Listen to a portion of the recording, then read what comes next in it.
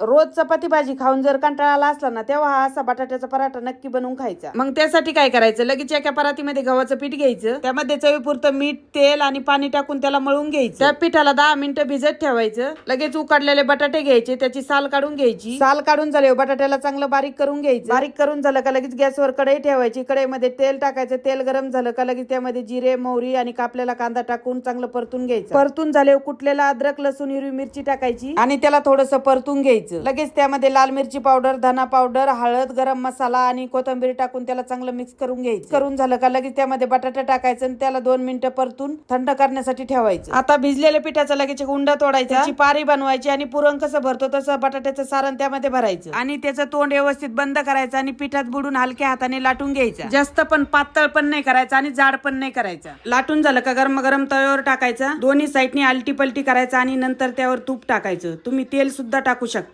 आणि आता याला चांगला असा खरपूस कलर येऊपर्यंत मीडियम गॅसवर भाजून घ्यायचा. भाजून झाला का लगेच एका ताटात काढून घ्यायचा. तुम्हाला आवडत असेल तर त्याच्यावर तूप टाकायचं. तुम्ही आता याला कुठल्याही चटणी सोबत किंवा दह्यासोबत खाऊ शकता. आता इकडे तिकडे नाही बघत बसायचं, लगेच खायला घ्यायचं. तर तुम्ही पण असे पराठे एकदा नक्की बनवून बघा.